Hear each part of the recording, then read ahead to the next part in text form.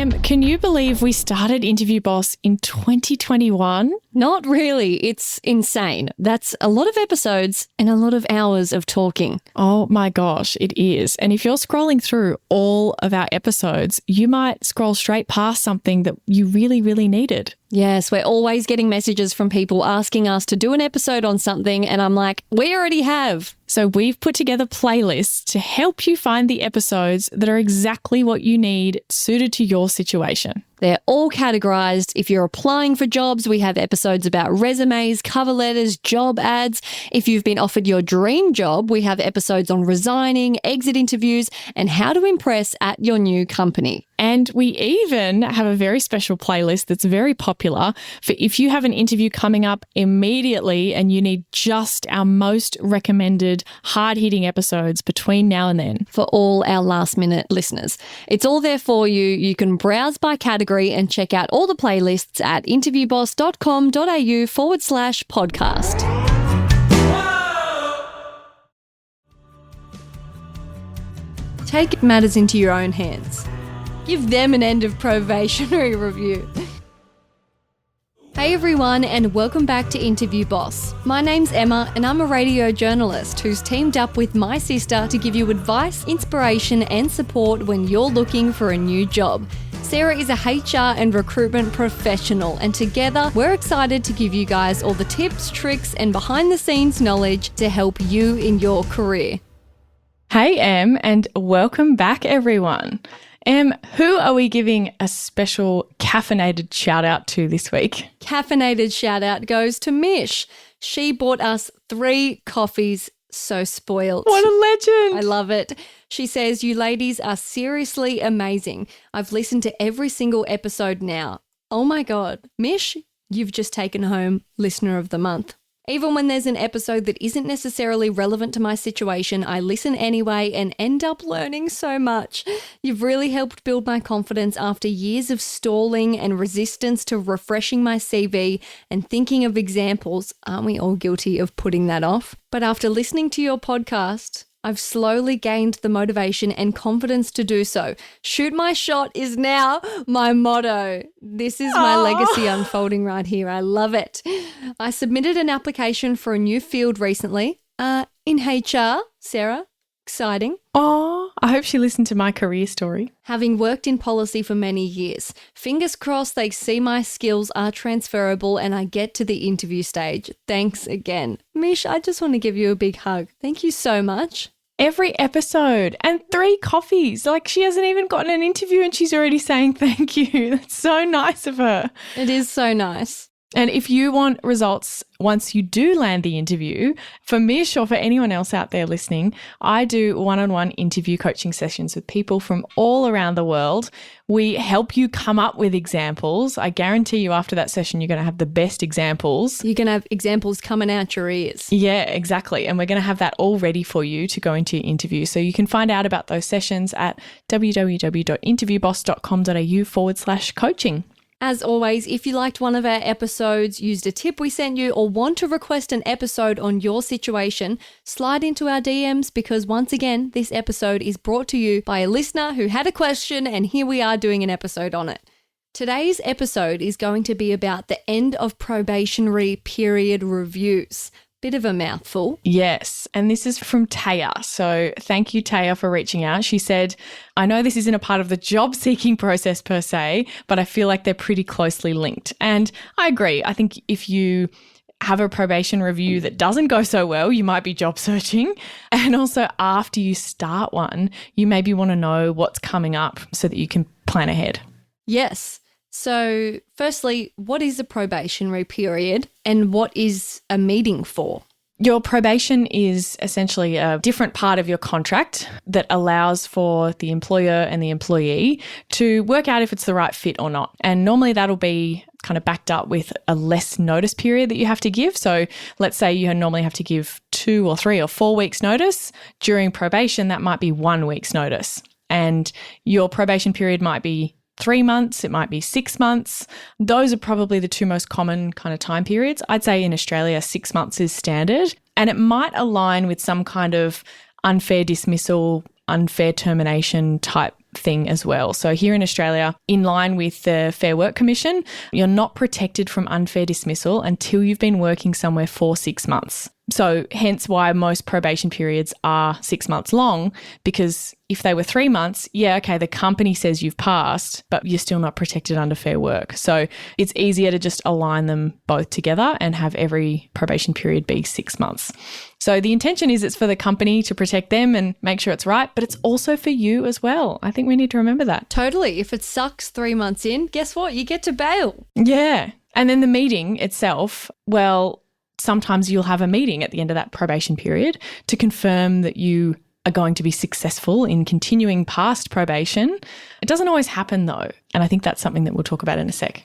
So on that note, no news is good news if they never come and chat to you. Yes. But is that not to say that if they do book a meeting, that doesn't definitely mean they're getting rid of you? They could just be a really good workplace that wants to formalise things and say, hey, you've been doing great, just letting you know you're out of your probation. Yes, and I sat in on one of these recently. Different managers do different things, different companies do different things. I sat in on one of these recently and I'm so certain that the team member was like absolutely terrified going into this meeting with HR sitting there as well, thinking, oh God, what's going to happen? Why is HR on this meeting invite? You know, do I need to pack my stuff up before this meeting? And it was just an opportunity to reflect of how are you going? What do we want to see you keep doing? What do we want to work on in the next 6 months? So it's a really overall positive meeting. So it doesn't have to always be bad news, but a lot of companies, they will meet with you if there's issues. And if there's no issues, well, then great. You just continue on past probation and nothing changes. So I think if you haven't heard anything and you don't get an end of probation meeting and a review, you don't have to panic. It's normally a good thing. Trust me, they would be talking to you if there was an issue because they know that deadline's coming. So no news is typically good news if you're going to pass. And meetings right at the end of your probationary period, typically that's not when you would spring it on someone that they aren't going to continue. So when would they do it even earlier? Well, before that. And look, I'm not saying it doesn't happen because it does happen, because sometimes people are able to be really good at their job in the first couple of months and show progress, but then they hit a wall and they're not getting any better, or behaviours start appearing that the manager wasn't expecting, or there's extra tasks. You know, they're, okay, great, we're now expecting you to do more of the job that you were hired for, and then they've hit a wall kind of thing. So it sometimes can be quite close to the wire on having a probation meeting, but typically you would have had some conversations leading up to that point. They're not going to sit you down on the very last day, typically, completely spring it on you. Hey, it's not working out. And you're like, I haven't had any feedback. That's not normal. That shouldn't be happening. And if you haven't heard from them and there's not a meeting scheduled in, if you really want one, you can ask them for one. Yeah, I like the way that we talk about these things with checking in with your manager and having weekly catch-ups and asking for feedback and that kind of thing. If they're not doing this stuff, or even in your orientation, in your induction process, if you don't have meetings booked in, book them in yourself. Similar thing with your probation. If you want to discuss as well, hey, I'm really liking the job, but here's some things I think I need to work on. What's your feedback? I want to know how I'm going. You could absolutely ask for a end of probation reflection and planning for the 6 months ahead. So we've got the context out of the way. So now we'll get into how to prepare if you are told that you're going to have a probationary end review. So firstly, go back to your job description. Refresh yourself on that. And this isn't necessarily the job ad. Remember, those two are very different things. This is your official job description. Not every company has them. So again, you know, if you don't have one, well, then you can't go back to it. Refer to step 2. Yeah, refer to the expectations that were set when you started. Is there anything that, you know, you were told, hey, you're going to take this on and you haven't done that yet? Is there anything like that that you might want to be aware of? Now, be prepared. Come with notes. So if there's anything you want to talk about, if there's anything you want clarification on, more support that you need from them, this is the time. If there's anything that we keep saying that's like a theme in all of our episodes, it's like... write it down in the notebook. Oh, yeah, definitely that. You're going to get the notebook from your interview again and it's coming back. To be honest, you'd probably just bring your computer because it's a work meeting. But it's a two-way street. That's what we always say. This is a two-way street, this meeting. And so if there's things that you're going, hey, I was never told I was going to have to do this, and suddenly I'm doing all this graphic design work, which is not what I thought I was coming in for. Can we clarify what my role is and where it sits? That's what this session can be for you as well. Well, I love that. Take matters into your own hands. Give them an end of probationary review. Yeah, that's right. We're here to reflect on how you've performed as a new prospective employer. Look, Greg, you could have done better here. Hey job hunters, big news. Our all new course, Interview Academy, is live and ready to transform your interview game. It's all the strategies from Sarah's one-on-one coaching, but without the limited time slots. Yep, it takes you step by step through crafting your career story, coming up with your awesome best bits, and all the practice you need. And guess what? It's at a special launch price, never to be seen again. Get more information at interviewboss.com.au/interview-academy. It's linked in the show notes below. So yeah, like Sarah said, does the role match what you were told about it? Also, are you enjoying it? Yeah, you want to actually think about that. And when you're on the other side, because part of our role as HR is to kind of teach managers, like, what are you meant to do in a meeting like this? And often we will say to people, hey, you should check in with them first. How are they going? Because you might assume, hey, cool, everything's great. We're here to talk about planning. And that person's actually not happy. So you need to check in with them. And if you aren't prepared with what you're going to say when they go, how's it going? You're going to stumble and not come up with something. So how is it actually going? Have a think about it. And what are a couple of things that you want to say that you're liking and maybe that you want to do more of or that you're not enjoying? I think the other thing that you want to prepare along with that is also your achievements as well. What have you already done? What have you taken into your own hands? It's a nice way to just bring that to your manager's attention. They don't see everything we do. Tell the listeners again about our dad's advice. Yeah, well, it's not necessarily for your manager. It's more for other senior people in the business, but you should always have a story ready. If someone bumps into you and they're an executive or your two-up boss or something like that, someone else in a different area goes, oh, Emma, lovely to see you. How's things going in the radio team, in the journalist team? You've got to have something to say. Which happens all the time, constantly. Yep. You've got to have something ready to say. And if you've been working on something lately, like Emma at the moment, you would say, well, actually, I'm up for an award at the moment. And you might mention that to them because they may not have known that. Or I might say, yeah, well, we're currently recruiting for our new graduate program and the applications are just so excellent. It's working really well, our new strategy. You've got something to leave them with as opposed to going, oh, yeah, it's good, thanks. It's an opportunity to shoot your shot because, yes, yeah, you're so right. These people don't really get to see what you do on a day-to-day basis, and we're so conditioned to just, yeah, really good, thanks, because, I don't know, the stuff we do every day seems boring to us because we do it every day, but pluck out something. If it was me, I could say today, oh, I've had the biggest day. You know, the federal budget got announced last night, so Blair and I were up all night covering what funding was in it for our local area. It's been busy. They're going to think, wow, good on you. Yeah. Oh, you know, there's really interesting news in the budget today. So we've been busy, you know, translating that to a local lens, like something like that rather than going, oh, yeah, we're busy, but it's good. It's such an opportunity. And I want you to think of, because I think that sometimes this is easier for people to understand in a social context. I want you to think of someone that you don't know that well. It's maybe a friend of yours who's like not a close friend, but like an outer circle friend, their partner. How many interactions have you had with that person maybe? Like 2 or 3? Minimum. I barely remember their name. Right. But you have vibes about them, right? Pick someone in particular and just don't tell me who they are, but tell me what vibes. Good, bad, otherwise. Yeah, good. Great. How did you pick up vibes from like only having run into them and you don't even really remember their name? Friendly vibe. Like just literally that 5-second interaction, the time that they said hello and they were really nice about it, or that they asked permission before they made themselves a drink or something so silly. And that's your whole perception of that person now.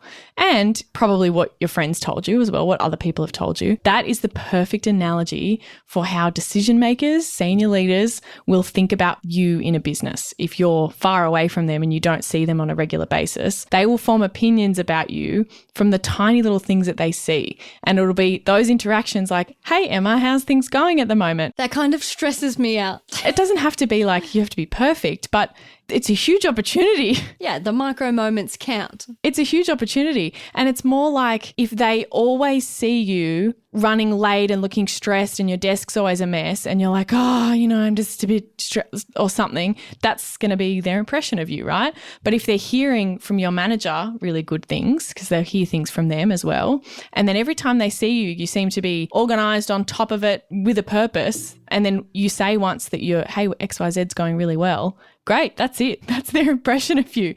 And when they go to sit down and think about, oh, we need to put someone onto this new project and we need someone really strong, someone mentions you and they're like, yeah, I like Emma. They don't know really why. It's from those little moments. So that's a big shoot your shot opportunity for you guys listening at home. We love it. So definitely bring up something good you've been doing, have a little flex. Also mention if you need more training or support. If you feel like you've been left in the dark a bit, say it. Sarah, give us a way to say, this company's left me to burn. How do you say that nicely? How do I say that professionally? Look, something that I've noticed is that I'm really struggling with completing my tasks in the system. And because it's not a system that's used anywhere else, I haven't been able to find much online about it. Is there anyone else who I can reach out to who might be able to give me some training? Because I think that'd make me much more efficient at my job. Wow, it was so polite. Well, you're just saying what you need, right? You're not going, oh my God, I just was never trained. It's not a whinge necessarily, but it's a solutions-based. What do I need? Yes, that's right. Yeah, save the complaining for friends and family. And also remember, they'll most likely lead the conversation. So don't be freaking out about having to guide the dialogue. It'll probably flow naturally. You're just being prepared so you can add some value, and so you're not just sitting there going, yep, the whole time. Yep. The other thing it can turn into is just like a daily kind of update check-in of what you're doing at the moment. And I think you should try and lift it out of that if you can, and make sure that you're not just talking about what you're currently working on today, this week. Try and reflect back on the last 6 months. Even if your manager doesn't lead that, include some of those things in there. And importantly, be open-minded to hear feedback, because this is where you'll get it probably, if there's any to be given. And it might not be deal breaker stuff. Yeah, but they'll probably compliment and then be like, yeah, no, we're really happy with where you're at. I think the next focus is, but they'll give you a sweet little, build on that and you'll be great. Now, Em, I want to know, have you known anyone, come across anyone who's failed their probation? I don't think so. I have. Yeah, you. Yes. Yeah. Me. I've also been the opposite as well. I did an Instagram post recently about this. I've also been on the other side as well. I've had to be the person who's sitting next to the manager with HR who said, unfortunately, your job's going to finish today and we'll pay you out your week, and sorry, it hasn't worked out. Now, my feedback to managers is always, okay, does this person know that this is coming? Have you given them an opportunity to turn this around? Have you given them feedback, clear directions, all that kind of thing? Have we set them up for success? That's always my first challenge to a manager. But this doesn't have to be scary. Even if that's the kind of probation meeting you're facing where things are really tough and it's not actually going very well, it doesn't have to be the end of the world. Really reflect on, if that's you, is this role just going against all of your strengths? Because I've seen that happen before, where someone is trying and they're struggling and they're failing, and it's awful because it's not going to be easy for them to just turn it around and become someone who they're not, because the job is just requiring them to be really structured when they're not like that, or requiring them to be really fast and adaptable when they're such a planner and they're just constantly having issues with that being too slow or something. So really think about that and reflect on, is this role a match for me? Am I trying to meet a standard that's going to completely drain me? Would there be a different job? I love that. Beautiful people out there that have been let go after the probation. It's not meant to be. Exactly. Don't attach that to your identity and think, oh, I'm unemployable. No, you're unemployable for that workplace in that position. That's exactly right. And sometimes at that exact point in time. Because maybe if the team wasn't half empty, maybe you would have been able to succeed in that environment where you had more support, but you're the kind of person that needs a lot of clear direction early on before you can get it. Some people thrive in chaos, other people don't. These are all different kind of things. Some people get bored when there's not enough to do. Reflect on where you fit and whether this role is a fit. I think that pretty much sums it up. That is your 101 how-to guide on end of probationary period reviews. We hope it seems a little less daunting. And as always, go in prepared. You'll be great. Shoot your shot. Thanks so much for listening to Interview Boss. If you like hearing the sound of our voices, hit that follow button in Apple or Spotify, or better yet, tell someone else about the show. That's how we can hit the charts and help even more people. For more advice, inspiration, and a supportive community, check us out on Instagram at InterviewBoss.